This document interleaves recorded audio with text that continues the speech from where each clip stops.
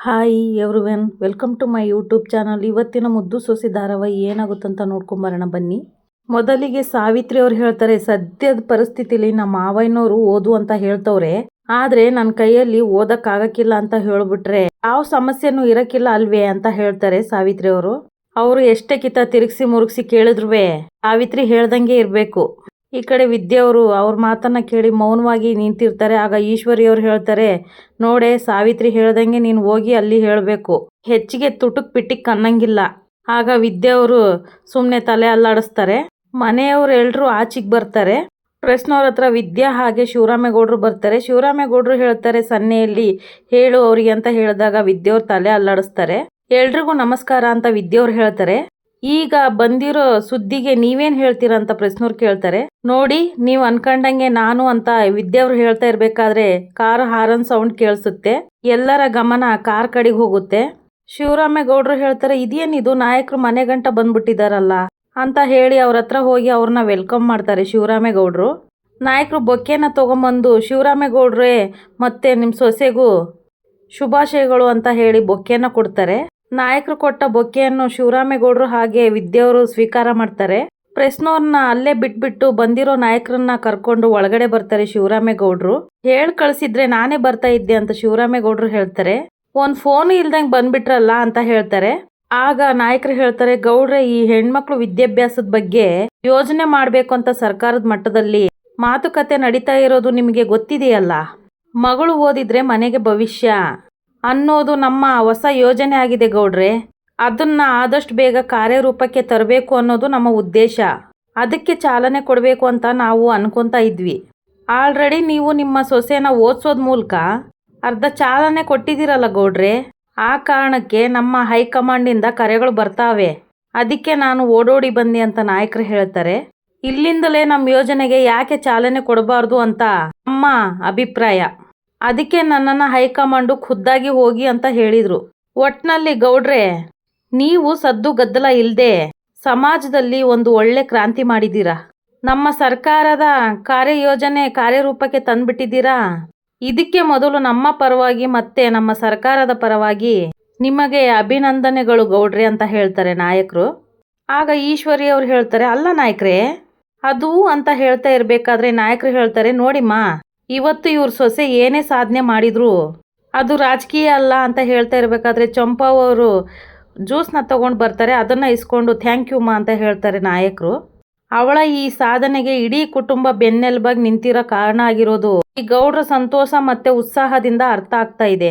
ಇದನ್ನ ಮುಂದಿಟ್ಕೊಂಡು ಯಾಕೆ ಮನೆ ಮನೆಗೂ ತಲುಪಿಸೋ ಉದ್ದೇಶ ನಮ್ದಾಗಿರ್ಬಾರ್ದು ಹೇಳಿ ಗೌಡ್ರೆ. ಇದಕ್ಕಿಂತ ಹೆಮ್ಮೆ ಪಡಬೇಕಾಗಿರೋ ವಿಷಯ ಏನಂದ್ರೆ, ನೀವು ಪ್ರೆಸ್ ಮುಂದೆ ನಿಮ್ಮ ಸೊಸೆನ ಮೆಡಿಕಲ್ ಮಾಡಿಸ್ತೀನಿ ಅಂತ ಹೇಳಿದ್ರಲ್ಲ, ಅದು ನಿಮ್ಮ ಒಂದು ಹೇಳಿಕೆ ನಮ್ಮ ರಾಜ್ಯದಲ್ಲಿ ಮತ್ತೆ ರಾಜಕೀಯದಲ್ಲಿ ಎಷ್ಟು ಸಂಚಲನ ಉಂಟು ಮಾಡಿದೆ ಗೊತ್ತಾ. ಹೆಣ್ಣು ಮಕ್ಕಳು ಓದ್ಬೇಕು ಅನ್ನೋ ಛಲ ಹುಟ್ಟಾಕಿದೆ. ಇದನ್ನೆಲ್ಲ ಕೇಳಿದ ಶಿವರಾಮೇಗೌಡರು ಏನು ಮಾತಾಡದೆ ಮೌನವಾಗಿ ಕೂತಿರ್ತಾರೆ. ಮದ್ವೆ ಕಾರಣಕ್ಕೋ ಇಲ್ಲ ಜವಾಬ್ದಾರಿ ಕಾರಣಕ್ಕೋ ಅರ್ಧಕ್ಕೆ ಓದ್ ನಿಲ್ಸಿರೋ ಹೆಣ್ಮಕ್ಳನ್ನ ಶಾಲೆ ಕಡೆಗೆ ಬರೋಂಗ್ ಮಾಡಿದೆ. ಹಾಗೆ ಅರ್ಧಕ್ಕೆ ನಿಲ್ಸಿರೋ ಹೆಣ್ಮಕ್ಳನ್ನ ಮತ್ತೆ ಶಾಲೆಗೆ ಸೇರಿಸ್ಬೇಕು ಅನ್ನೋದು ಮನೆ ಮನೆಯಲ್ಲಿ ಮಾತುಕತೆ ನಡೀತಾ ಇದೆ ಗೊತ್ತಾ ನಿಮ್ಗೆ ಅಂತ ಹೇಳ್ತಾರೆ ನಾಯಕರು. ಇಷ್ಟಕ್ಕೆಲ್ಲ ನೀವು ನಿಮ್ಮ ಸೊಸೆನ ಎಕ್ಸಾಮ್ ಬರ್ಸಿದ್ದೇ ಕಾರಣ. ಜೊತೆಗೆ ಮೀಡಿಯಾ ಮುಂದೆ ನಿಮ್ಮ ಸೊಸೆನ ಮೆಡಿಕಲ್ ಮಾಡ್ತೀನಿ ಅಂತ ಹೇಳಿಕೆ ಕೊಟ್ರಲ್ಲ, ಅದು ಕಾರಣ ಅಂತ ನಾಯಕರು ಹೇಳ್ತಾರೆ. ತುಂಬಾ ಒಳ್ಳೆ ಸಾಧನೆ ಮಾಡಿದ್ಯಮ್ಮ ಅಂತ ವಿದ್ಯೆಯವ್ರಿಗೆ ಹೇಳ್ತಾರೆ ನಾಯಕ. ವಿದ್ಯೆಯವರು ಒಳಗೆ ಖುಷಿ ಪಡ್ತಾ ಈಶ್ವರಿ ಅವ್ರನ್ನ ನೋಡ್ತಾ ಇರ್ತಾರೆ. ಈಶ್ವರಿ ಅವರು ಕೆಕ್ಕರಿಸ್ಕೊಂಡು ವಿದ್ಯೆಯವ್ರನ್ನ ನೋಡ್ತಾ ಇರ್ತಾರೆ. ಅವತ್ತು ನೀನು ನಿಮ್ಮ ಮಾವನ ಮೇಲೆ ಬಂದಿರೋ ಅಪಪ್ರಚಾರನ ದೂರ ಮಾಡಿ ಹೈಯೆಸ್ಟ್ ಲೀಡಲ್ಲಿ ಗೆಲ್ಲೋ ಹಾಗೆ ಮಾಡಿದೆ. ನಮ್ಮ ಯೋಜನೆನ ಪ್ರತಿ ಮನೆ ಮನೆಗೆ ತಲುಪಿಸೋದಕ್ಕೆ ಒಬ್ಬ ಬ್ರಾಂಡ್ ಅಂಬಾಸಿಡರ್ನ ನೇಮಕ ಮಾಡಬೇಕಾಗಿತ್ತು. ಆದರೆ ಈ ದಿನ ಇಡೀ ರಾಜ್ಯಕ್ಕೆ ಫಸ್ಟ್ ಬಂದು ನೀನೇ ಬ್ರಾಂಡ್ ಆಗ್ಬಿಟ್ಟಿದ್ಯಾ ಅಂತ ಹೇಳ್ತಾರೆ ನಾಯಕರು. ನೀನು ಸರ್ಕಾರದ ಪರವಾಗಿ ಯೋಜನೆಗಳನ್ನು ತಲುಪಿಸೋದಿಕ್ಕೆ ನೇಮಕ ಮಾಡ್ದೇನೆ ಯೂತ್ ಐಕಾನ್ ಆಗ್ಬಿಟ್ಟಲ್ಲಮ್ಮ. ಸಾವಿತ್ರಿ ಅವ್ರು ಹೇಳ್ತಾರೆ, ನಾಯಕರೇ, ಇದೆಲ್ಲ ನಮ್ಮ ಅಣ್ಣ ಅಂತ ಹೇಳ್ತಾ ಇರಬೇಕಾದ್ರೆ, ನೋಡಮ್ಮ, ಶಿವರಾಮೇಗೌಡರು ಈ ಕೆಲಸನ ರಾಜಕೀಯಕ್ಕೋಸ್ಕರ ಮಾಡಿದಾರಂತ ನನಗೆ ಅನಿಸ್ತಾ ಇಲ್ಲ. ಆದರೆ ಈ ಶಿವರಾಮೇಗೌಡರು ಮಾಡಿರೋ ಕೆಲಸ ನಮ್ಮ ಪಕ್ಷಕ್ಕೆ ಒಳ್ಳೆ ಸಂದೇಶ ತಂದುಕೊಟ್ಟಿದೆ. ಇನ್ನು ನಮ್ಮ ಯುವ ನಾಯಕ ಭದ್ರೇಗೌಡರು ಸಂಪ್ರದಾಯಸ್ಥೆ ಹೆಂಡತಿ ಮನೆಯಲ್ಲಿ ಇರಲಿ ಅಂದೇ ಎಲ್ಲ ರೀತಿಯ ಪ್ರೋತ್ಸಾಹ ಕೊಟ್ಟು ಬೆನ್ನೆಲುಬಾಗಿ ನಿಂತಿದ್ದೀರಿ. ಇದು ಎಲ್ಲ ಗಂಡಸರಿಗೂ ರೋಲ್ ಮಾಡ್ಲು. ಹಾಗಂತ ನಾಯಕರು ಹೇಳ್ತಾರೆ, ಆ ರೀತಿ ಎಲ್ಲ ಏನು ಇಲ್ಲ, ನನ್ನ ಕೈಲಿ ಏನಾಗ್ತದೋ ಆ ಸಹಾಯ ಮಾಡ್ತಾ ಇದೀನಿ ಆಟೆ ಅಂತ ಭದ್ರವ್ರು ಹೇಳ್ತಾರೆ. ಇನ್ನೂ ಒಂದು ಮುಖ್ಯವಾದ ವಿಚಾರ ಏನು ಅಂದ್ರೆ ಗೌಡ್ರೆ, ಇಲ್ಲಿವರೆಗೂ ನಿಮ್ಮ ಸೊಸೆಯಲ್ಲಿ ಜೊತೆಯಲ್ಲಿ ನಿಂತು ಅವರಿಗೆ ಸಹಕಾರ ಕೊಟ್ಟಿದ್ದೀರಿ ಗೌಡ್ರೆ. ಇನ್ ಮುಂದೆ ನಿಮ್ ಸೊಸೆ ಮೆಡಿಕಲ್ ಮಾಡಿ ಮುಗಿಸೋವರೆಗೂ ನೀವು ಅವಳ ಜೊತೆಯಾಗಿದ್ದು ಅದೇ ಪ್ರೆಸ್ನವ್ರ ಮುಂದೆ ಕೊಟ್ಟ ಮಾತನ್ನು ಉಳಿಸ್ಕೊಂಡು ನಿಮ್ ಸೊಸೆನ ಒಳ್ಳೆ ಡಾಕ್ಟರ್ ಮಾಡ್ಬೇಕು ಅಂತ ಹೇಳ್ತಾರೆ ನಾಯಕರು. ಆ ಮಾತನ್ನ ಕೇಳಿ ಶಿವರಾಮೇಗೌಡರಿಗೆ ಶಾಕ್ ಆಗೋಗುತ್ತೆ. ಗೌಡ್ರೆ, ಇದರಿಂದ ರಾಜ್ಯದಲ್ಲಿ ದೊಡ್ಡ ಸಂಚಲನ ಉಂಟಾಗ್ಬೇಕು.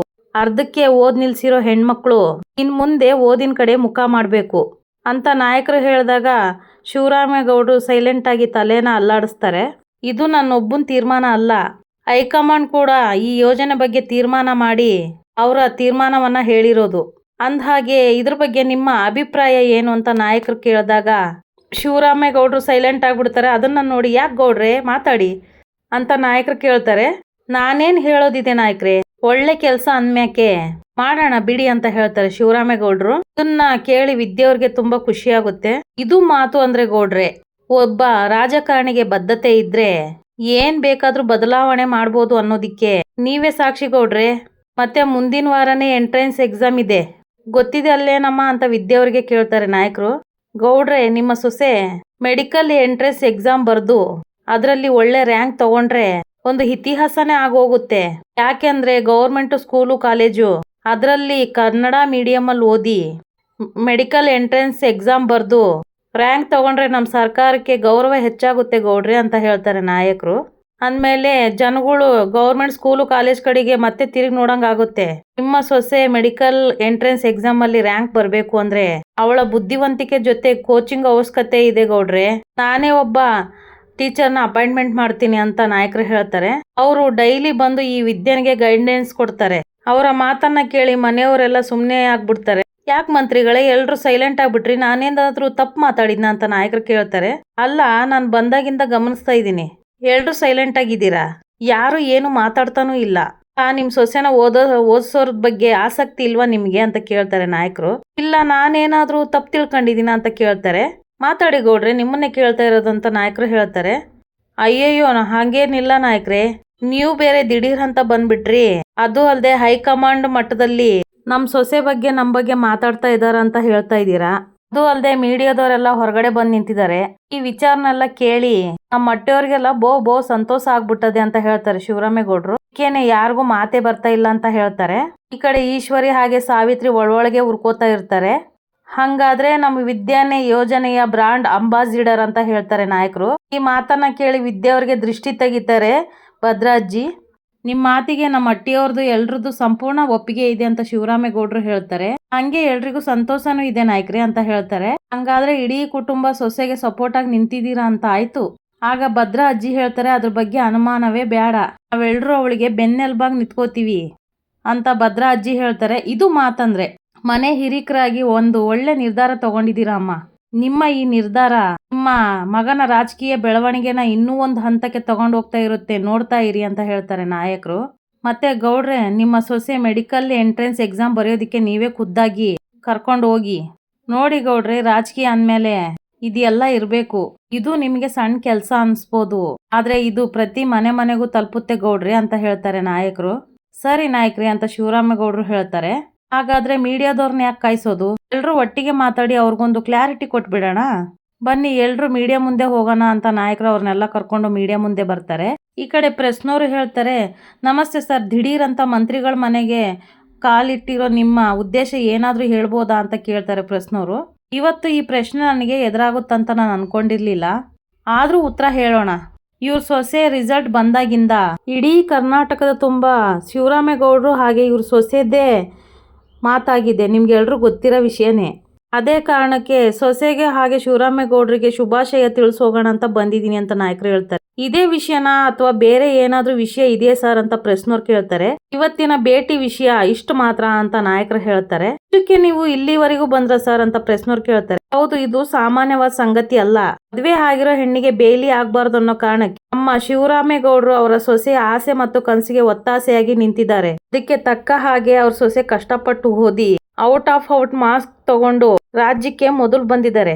ಇಬ್ರು ಸೇರಿ ಒಂದು ಮಾದರಿನ ಸೆಟ್ ಮಾಡಿದ್ದಾರೆ. ಅದಕ್ಕೋಸ್ಕರ ವೈಯಕ್ತಿಕವಾಗಿ ಮತ್ತೆ ಪಕ್ಷದ ಪರವಾಗಿ ಅಭಿನಂದನೆ ತಿಳಿಸೋದಿಕ್ಕೆ ಅಂತ ನಾನು ಬಂದಿದ್ದೆ ಅಂತ ನಾಯಕರು ಹೇಳ್ತಾರೆ. ಜೊತೆಗೆ ನಮ್ಮ ವಿದ್ಯಾವರಿಗೆ ಮೆಡಿಕಲ್ ಎಂಟ್ರೆನ್ಸ್ ಎಕ್ಸಾಮ್ ಬರೆಯೋದಿಕ್ಕೆ ಮುಂಚಿತವಾಗಿ ಆಲ್ ದ ಬೆಸ್ಟ್ ಹೇಳೋಣ ಅಂತ ಬಂದಿದ್ದೆ. ಸರ್, ನೀವು ನೋಡಿದ್ರೆ ಹೀಗೆ ಹೇಳ್ತಾ ಇದ್ದೀರಾ, ನಮಗೆ ಬೇರೆ ಮಾಹಿತಿನೇ ಬಂದಿದೆ ಅಂತ ಪ್ರಶ್ನವ್ರು ಹೇಳ್ತಾರೆ. ಮೆಡಿಕಲ್ ಓದಿಸೋ ತಮ್ಮ ಸದಸ್ಯ ನಿರ್ಧಾರವನ್ನು ಹಿಂದಕ್ಕೆ ತಗೊಂಡಿದ್ದಾರೆ ಅಂತ ಶಿವರಾಮೇಗೌಡರದ್ದು ಸುದ್ದಿಯಾಗಿದೆ ಅಂತ ಹೇಳ್ತಾರೆ ಪ್ರಶ್ನವರು. ಅಲ್ಲ, ಇಂಥ ಗಾಳಿ ಸುದ್ದಿಗೆಲ್ಲ ನೀವು ಹೆಂಗ್ ಮಹತ್ವ ಕೊಡ್ತೀರಾ ಅಂತ ನಾಯಕರು ಹೇಳ್ತಾರೆ. ನೋಡಿ, ನಾವು ರಾಜಕಾರಣಿಗಳು, ನಾವು ಏನೇ ಮಾಡಿದ್ರು ಅದರಲ್ಲಿ ಒಳ್ಳೇದು ಕೆಟ್ಟದ್ದು ಹುಡುಕ್ತಾರೆ. ಹಾಗೆ ನಮ್ಮ ಮಂತ್ರಿಗಳು ಮಾಡಿರೋ ಒಳ್ಳೆ ಕೆಲಸನ ಅರಗಿಸಿಕೊಳ್ಳಕ್ಕಾಗದೆ ನಮ್ಮ ವಿರೋಧಿ ಪಕ್ಷದವರು ಇರೋ ಸುಳ್ಳು ಸುದ್ದಿ ಇದು ಅಂತ ನಾಯಕರು ಹೇಳ್ತಾರೆ. ಹಾಗಾದ್ರೆ ಮಂತ್ರಿಗಳು ತಮ್ಮ ಸೊಸೆನ ಮೆಡಿಕಲ್ ಓದಿಸೋ ನಿರ್ಧಾರ ಮಾಡಿದಾರ ಅಂತ ಪ್ರಶ್ನವ್ರು ಕೇಳ್ತಾರೆ. ಅದಕ್ಕೆ ಮತ್ತು ಅವರು ಅವ್ರ ಮಗ ವಿದ್ಯೆಗೆ ಬೆಂಬಲವಾಗಿ ನಿಂತು ಅವ್ರನ್ನ ಚೆನ್ನಾಗಿ ಓದಿಸಿ ಒಳ್ಳೆ ಡಾಕ್ಟರ್ನ ಮಾಡ್ಬೇಕು ಅಂತ ನಿರ್ಧಾರ ಮಾಡ್ಕೊಂಡವ್ರೆ. ಅದಕ್ಕೆ ಅವರ ಫ್ಯಾಮಿಲಿ ಎಲ್ಲರೂ ಬೆಂಬಲ ಕೂಡ ಇದೆ ಅಂತ ಹೇಳ್ತಾರೆ ನಾಯಕರು. ಆದ್ರೆ ನಮಗೆ ಬಂದದ್ ಮಾಹಿತಿ ಅಂತ ಪ್ರಶ್ನವ್ರು ಹೇಳ್ತಾರೆ. ಹೇಳಿದ್ನಲ್ಲ, ಅದೆಲ್ಲ ವಿರೋಧ ಪಕ್ಷದವರ ಪಿತೂರಿ ಅಂತ ನಾಯಕರು ಹೇಳ್ತಾರೆ. ನೋಡಿ, ಇದು ಒಂದು ವಿಷಯದಿಂದ ನಮಗೆ ಮತ್ತೆ ನಮ್ಮ ಮಂತ್ರಿಗಳಿಂದ ನಮ್ಮ ಸರ್ಕಾರಕ್ಕೆ ಒಂದು ಒಳ್ಳೆ ಹೆಸರು ಬಂದಿದೆಯಲ್ಲ, ಅದನ್ನ ವಿರೋಧ ಪಕ್ಷದವರಿಗೆ ಸಹಿಸ್ಕೊಳಕ್ ಆಗ್ತಾ ಇಲ್ಲ. ಡೋಂಟ್ ವರಿ, ನಮ್ಮ ಶಿವರಾಮೇಗೌಡರವ್ರ ಸೊಸೆನ ಎಂಟ್ರೆನ್ಸ್ ಎಕ್ಸಾಮ್ ಬರೆಯೋದಿಕ್ಕೆ ತಾವೇ ಖುದ್ದಾಗಿ ಕರ್ಕೊಂಡು ಹೋಗೋದ್ರ ಮೂಲಕ ಸರಿಯಾದ ಉತ್ತರ ಕೊಟ್ಟೆ ಕೊಡ್ತಾರೆ, ನೀವು ನೋಡ್ತಾ ಇರಿ ಅಂತ ನಾಯಕರು ಹೇಳಿದಾಗ ಶಿವರಾಮೇಗೌಡರು ಏನು ಮಾತಾಡದೆ ಮೌನವಾಗಿ ನಿಂತಿರ್ತಾರೆ. ನಾವು ಹೇಳಿದ್ದು ಕರೆಕ್ಟ್ ಅಲ್ವಾ ಮಂತ್ರಿಗಳೇ ಅಂತ ನಾಯಕರು ಹೇಳ್ತಾರೆ. ನೀವು ಹೇಳಿದ್ಮೇಲೆ ನಾನೇನ್ ಮಾತಾಡೋದಿದೆ ನಾಯಕರೇ ಅಂತ ಹೇಳ್ತಾರೆ ಶಿವರಾಮೇಗೌಡರು. ಈ ವಿಷಯದಲ್ಲಿ ನಿಮಗೆ ಕ್ಲಾರಿಟಿ ಸಿಕ್ತಲ್ಲ, ಇನ್ನೇನಾದ್ರೂ ವಿಷಯ ಇದೆಯಾ ಅಂತ ನಾಯಕರು ಹೇಳ್ತಾರೆ. ಪ್ರಶ್ನವ್ರು ಹೇಳ್ತಾರೆ, ಇಲ್ಲ ಸರ್, ನಮಗ್ ಬಂದಿರೋ ಮಾಹಿತಿ ಪ್ರಕಾರ ಶಿವರಾಮೇಗೌಡರು ಪ್ರಶ್ನವ್ರ ಮುಂದೆ ಒಂದ್ ಮಾತಾಡಿ ಬೆನ್ನಿಂದೆ ಇನ್ನೊಂದು ಮಾತಾಡ್ತಾರೇನೋ, ತಪ್ಪು ತಿಳ್ಕೊಂಡು ಇಲ್ಲಿಗೆ ಬಂದಿದ್ವಿ. ಆದ್ರೆ ಸುದ್ದಿ ಮಾಡೋದಕ್ಕಿಂತ ಮುಂಚೆ ಅವ್ರ ಹತ್ರನೇ ಕ್ಲಾರಿಟಿ ತಗೊಂಡೋಗೋಣ ಅಂತ ಬಂದಿದ್ವಿ ಅಂತ ಹೇಳ್ತಾರೆ ಪ್ರಶ್ನವರು. ಸರಿ, ಈಗ ಇದನ್ನೇ ವರದಿ ಮಾಡಿ, ಯಾವುದೇ ಅನಾನುಕೂಲಕ್ಕೂ ಎಡೆ ಮಾಡ್ಕೊಡ್ಬೇಡಿ. ಅಡ್ವಾನ್ಸ್ ಆಲ್ ದ ಬೆಸ್ಟ್ ವಿದ್ಯಾ. ಹೀಗೆ ನಿಮ್ಮ ಮಾವನ ಹೆಸರನ್ನ ಎತ್ತರಕ್ಕೆ ತಗೊಂಡೋಗುವಂತ ನಾಯಕರು ಹೇಳ್ತಾರೆ. ಥ್ಯಾಂಕ್ಸ್ ನಾಯಕರೇ, ನನ್ನ ಶಕ್ತಿ ಮೀರಿ ಪ್ರಯತ್ನ ಮಾಡ್ತೀನಿ ಅಂತ ವಿದ್ಯವ್ರು ಹೇಳ್ತಾರೆ. ಸರಿ, ನಾನು ನಿನ್ನ ಬರ್ತೀನಿ ಗೌಡ್ರಿ ಅಂತ ನಾಯಕರು ಹೇಳಿದಾಗ, ನಾಯಕರೇ ಸ್ವಲ್ಪ ಊಟ ಮಾಡ್ಕೊಂಡು ಹೋಗಿ ಅಂತ ಶಿವರಾಮೇಗೌಡರು ಹೇಳ್ತಾರೆ. ನಿಮ್ ಸೊಸೆ ಎಕ್ಸಾಮ್ ಬರ್ದು ಒಳ್ಳೆ ರ್ಯಾಂಕ್ ತಗೊಂತಾಳಲ್ಲ, ಆಗ ವಿಶ್ ಮಾಡಕ್ ಬರ್ತೀನಿ. ಅವಾಗ ದೊಡ್ಡ ಪಾರ್ಟಿ ಅರೇಂಜ್ ಮಾಡ್ಬಿಡಿ, ಎಲ್ರು ಸೇರಿ ಒಟ್ಟಿಗೆ ಊಟ ಮಾಡೋಣ ಅಂತ ಹೇಳ್ತಾರೆ ನಾಯಕರು. ಸರಿ ಗೌಡ್ರೆ, ನಾನು ಬರ್ತೀನಿ ಅಂತ ಅಲ್ಲಿಂದ ಹೊಡ್ತಾರೆ ನಾಯಕರು. ಆಗ ಈಶ್ವರಿ ಅವ್ರ ಮನ್ಸೊಳಗೆ ಅನ್ಕೊಂತಾರೆ, ದರಿದ್ರದವನು ಹೆಂಗೋ ಭಾವ ಒಪ್ಕೊಂಡಿದ್ರು, ಎಲ್ಲ ಬಂದ್ ಹಾಳು ಮಾಡ್ಬಿಟ್ಟ. ಈಶ್ವರಿ ಅವ್ರ ಮನ್ಸೊಳಗೆ ಅನ್ಕೊಂತಾರೆ. ಎಲ್ರು ಪ್ರಶ್ನವ್ರು ಹೋದ್ಮೇಲೆ ಶಿವರಾಮೇಗೌಡರು ಹಾಗೆ ಮನೆಯವ್ರು ಎಲ್ರು ಒಳಗೆ ಬರ್ತಾರೆ. ಭದ್ರ ಅಜ್ಜಿ ಕಣ್ಸನ್ನೆಯಲ್ಲಿ ಆರಾಮಾಗಿರು, ನೀನ್ ಚಿಂತೆ ಮಾಡಬೇಡ ಅಂತ ವಿದ್ಯೆಯವ್ರಿಗೆ ಹೇಳ್ತಾರೆ. ಅಲ್ಲ, ಇದು ಎಂತ ಕರ್ಮ ಅಂತೀನಿ. ಮಿನಿಸ್ಟ್ರು ಆ ಒಯ್ಯನ್ ಮನ್ಸಿಗೆ ಹೆಂಗ್ ಬರುತ್ತೋ ಹಂಗ್ ಮಾತಾಡ್ಬಿಟ್ಟು ಹೋದ್ರು. ನೀವು ನೋಡಿದ್ರೆ ಏನು ಮಾತಾಡ್ದಂಗ್ ನಿಂತಿದ್ರಿ. ನಮ್ಮಟ್ಟಿ ವಿಷಯವ ಅವ್ರು ಯಾರು ಬಾವ ನಿರ್ಧಾರ ಮಾಡೋದಿಕ್ಕೆ? ನನಗಿದು ಸರಿ ಅನಿಸ್ತಾ ಇಲ್ಲ ಅಂತ ಈಶ್ವರಿ ಅವ್ರು ಹೇಳ್ತಾರೆ. ಹ್ಞೂ ಅಣ್ಣ, ಅತ್ತಿಗೆ ಹೇಳ್ತಾ ಇರೋದು ಸರಿಯಾಗೇ ಇದೆ. ಅವ್ರು ಹೇಳ್ದಂಗೆ ನಾವ್ ಯಾಕೆ ಕೇಳ್ಬೇಕು ಅಂತ ಮೊದ್ಲೇ ನಾವ್ ತೀರ್ಮಾನ ಮಾಡ್ದಂಗೆ ಇವಳ ಬಾಯಿಂದ ಹೇಳಿಸ್ಬಿಟ್ರೆ ಎಲ್ಲ ಸರಿ ಹೋಯ್ತದೆ ಅಂತ ಸಾವಿತ್ರಿ ಅವ್ರು ಹೇಳ್ತಾರೆ. ಅದಕ್ಕೆ ಆ ಪೇಪರ್ನವ್ರನ್ನ ಅಲ್ಲೇ ಇರಕ್ಕೆ ಹೇಳ್ಬಿಟ್ಟು ಬಂದಿವ್ನಿ, ಇವಳನ್ನ ಕರ್ಕೊಂಡೋಗಿ ಹೇಳ್ಸಿದ್ರಾಯ್ತು. ಬಾರೆ ಅಂತ ವಿದ್ಯಾನ ಸಾವಿತ್ರಿ ಅವ್ರು ಕರೀತಾರೆ. ಆಗ ಶಿವರಾಮೇಗೌಡರು ಕೋಪದಲ್ಲಿ ಹೇಳ್ತಾರೆ, ಸಾವಿತ್ರಿ, 1 ನಿಮಿಷ, ಗಂಟೆಗೊಂದು ಗಳಿಗೆಗೊಂದು ಮಾತಾಡೋದಕ್ಕೆ ನನ್ನೇನು ಗೋಸುಂಬೆ ಅನ್ಕೊಂಡ್ಬಿಟ್ಟಿದ್ಯಾ? 4 ಜನದ ಮುಂದ್ಗುಟ್ಟೆ ಮಾತು ಕೊಟ್ಟಿಲ್ಲ, ಇಡೀ ರಾಜ್ಯದ ಮುಂದೆ ಮಾತು ಕೊಟ್ಟಿನಿ. ಅದನ್ನ ಉಳಿಸ್ಕೊಳ್ಳೋದು ನನ್ನ ಕರ್ತವ್ಯ. ಹಾಗಂತ ಶಿವರಾಮೇಗೌಡರು ಹೇಳಿದಾಗ ಈಶ್ವರಿ ಅವರು ಹೇಳ್ತಾರೆ, ಅಲ್ಲ ಬಾವ, ರಾಜ್ಯಕ್ಕೋಸ್ಕರ ನಮ್ಮ ಅಟ್ಟಿ ನಿಯಮನ ಅಂತ ಹೇಳ್ಬೇಕಾರೆ ಶಿವರಾಮೇಗೌಡರು ಹೇಳ್ತಾರೆ, ಈಶ್ವರಿ, ನಾನು ಈ ಅಟ್ಟಿಗೆ ಮಾತ್ರ ಅಲ್ಲ, ಇಡೀ ರಾಜ್ಯಕ್ಕೆ ಉತ್ತರ ಕೊಡೋ ಜಾಗದಲ್ಲಿ ನಿಂತೀವ್ನಿ. ನನಗೆ ನನ್ನ ರಾಜಕೀಯದ ಭವಿಷ್ಯದ ಜೊತೆಗೆ ಕೊಟ್ಟು ಮಾತನ್ನ ಉಳಿಸ್ಕೊಳ್ಳೋದು ಮುಖ್ಯ. ಅದಕ್ಕೆ ಈ ವಿಷಯವಾಗಿ ಯಾರು ಗೊಂದಲನ ಹುಟ್ಟಾಕ್ಬೇಡಿ ಅಂತ ಹೇಳ್ತಾರೆ ಶಿವರಾಮೇಗೌಡರು. ಇದು ಏನಣ್ಣ ಇಂಥ ಮಾತು ಹೇಳ್ಬಿಟ್ಟೆ, ನಾವು ಗೊಂದಲ ಹುಟ್ಟಾಕ್ತಾ ಇದೀವಿ. ತಾನೇ ಹೆಣ್ಣೈಕ್ಳು ಓದಕ್ ಹೋಗ್ಬಾರ್ದು ಅಂತ ನಿಯಮ ಮಾಡಿರೋದು ಅಂತ ಸಾವಿತ್ರಿ ಅವ್ರು ಕೇಳ್ತಾರೆ. ಮಾಡಿದೀನಿ ದಿಟ, ಆದ್ರೆ ಈ ವಿಷಯ ಆ ಹಟ್ಟಿ ವಿಶ್ವಾಗ ಮಾತ್ರ ಉಳ್ಕೊಂಡಿಲ್ಲ. ನಾನೊಬ್ಬ ಸಾರ್ವಜನಿಕ ಸೇವಕನಾಗಿ 4 ಜನದ ಮುಂದೆ ಏನ್ ಮಾತಾಡಿದೀನೋ ಮಾತ್ನಂಗೆ ನಡ್ಕೋಬೇಕಾಗುತ್ತೆ. ಅದಕ್ಕಿಂತ ಹೆಚ್ಚಾಗಿ ರಾಜ್ಯದ ಮಂತ್ರಿಯಾಗಿ ಮಾಡ್ಬೇಕಾಗಿರೋ ಕೆಲಸಗಳು ಬೇಕಾದಷ್ಟಿವೆ. ಹಾಗಾಗಿ ಇದಕ್ಕೆ ಅಂತ ತಲೆ ಕೆಡ್ಸ್ಕೊಳಕ್ಕೆ ಆಗಕ್ಕಿಲ್ಲ ಬಾವ, ಅದಂಗಲ್ಲ. ಈಶ್ವರಿ, ಹೇಳ್ತಾ ಇದೀನಿ ತಾನೇ, ಅದೇನ್ ಎಕ್ಸಾಮ್ ಅದೋ ಬರೀಲಿ, ಆಮೇಲೆ ಏನಾಯ್ತದೋ ನೋಡಮ್ಮ ಅಂತ ಹೇಳ್ತಾರೆ ಶಿವರಾಮೇಗೌಡರು. ಈ ಗಂಟ ನಿಮ್ ಕೆಲ್ಸನ ನೋಡ್ಕೊಳ್ಳಿ, ಈ ವಿಷಯನ ಮಾತಾಡೋದ್ ಬೇಕಾಗಿಲ್ಲ ಅಂತ ಹೇಳಿ ಶಿವರಾಮೇಗೌಡರು ಅಲ್ಲಿಂದ ಹೊರಟು ಬಿಡ್ತಾರೆ. ವಿದ್ಯಾನಿಗೆ ಖುಷಿ ಆಗ್ಬಿಟ್ಟು ಭದ್ರವ್ರನ್ನ ನೋಡಿದಾಗ ಭದ್ರವ್ರು ಹೇಳ್ತಾರೆ, ಹೋಗಿ ನಿನ್ ಪಾಡಿ ನಿನ್ ಕೆಲಸ ಮುಗಿಸ್ಕೊ ಹೋಗು ಅಂತ ಹೇಳ್ತಾರೆ. ಈ ಕಡೆ ನೋಡಿದರೆ ಈಶ್ವರಿ ಗ್ಯಾಂಗ್ ಎಲ್ರು ಉರ್ಕೊಂಡ್ಬಿದ್ದಿರ್ತಾರೆ. ವಿದ್ಯೆ ಹಾಗೆ ಈಶ್ವರಿ ಗ್ಯಾಂಗ್ ಒಬ್ರಿಗೊಬ್ರು ಮುಖ ನೋಡ್ಕೊಂತಾರೆ. ಇಲ್ಲಿಗೆ ಸಂಚಿಕೆ ಮುಗಿತೆ. ಯಾರೆಲ್ಲ ನನ್ನ ಚಾನಲ್ ನೋಡ್ತಿದ್ರು ದಯವಿಟ್ಟು ಸಬ್ಸ್ಕ್ರೈಬ್ ಮಾಡ್ಕೊಳ್ಳಿ. ಹಾಗೆ ಒಂದು ಲೈಕು ಶೇರು ಮಾಡಿ. ವಿಡಿಯೋ ನೋಡಿದ್ದಕ್ಕಾಗಿ ಧನ್ಯವಾದಗಳು.